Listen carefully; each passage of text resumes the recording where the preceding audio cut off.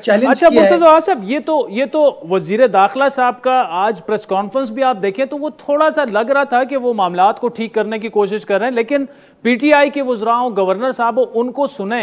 जिस तरह हमारी खबर एक ये भी है कि बढ़ा चढ़ाकर इमरान खान साहब को असद उमर साहब ने और गवर्नर साहब ने कहा कि जी वहाँ पर हालात वो हैं और आप वहाँ पर इंटीरियर मिनिस्टर को भेजें। तो ये भी एक है कि अब शेख साहब तो आपको ये कहेंगे, लेकिन मामलात दूसरी तरफ से भी ख़राब दिख रहे हैं। देखिए नेचुरली अब गवर्नर साहब का किसी और चीज के ऊपर बस अगर नहीं चलता तो वो इस तरह की चीजें कर सकते हैं। असद उमर साहब के भी सबके इनके पॉलिटिकल एजेंडे हैं, उनका ताल्लुक कराची शहर से, सूबा सिंध से है।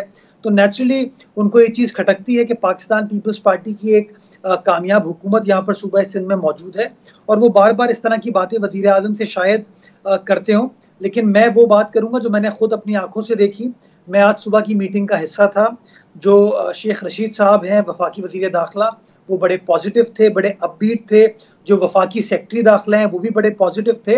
और वजीर आला सिंध ने इस बात पर सब कन्विंस थे, मुत्तफिक थे कि दहशत गर्दी का मुकाबला करने के लिए हम सबको मिलकर काम करने की ज़रूरत है, और लोगों को बयानबाजी से इस मामले पर इज्तनाब करने की ज़रूरत है।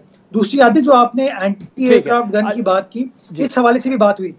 इस हवाले से भी बात हुई और वजीर आला सिंध ने शेख रशीद साहब को ये बताया कि ये जो जदीद असला है ये सूबाई सिंध में प्रोड्यूस नहीं होता, ये सूबाई सिंध में इस तरह की कोई फैक्ट्री नहीं है। तो ये लाजमन ये कहीं बाहर से आ रहा है। तो वफाकी हुकूमत को उसमें अपना किरदार अदा करने की ज़रूरत है कि किन एरिया से इस तरह का जदीद असला सूबाई सिंध में दाखिल हो रहा है, और उन लोगों के खिलाफ कार्रवाई की जाए जो कि इस तरह का असला स्मगल करते हैं, मैन्युफैक्चर करते हैं किसी और मकाम पर।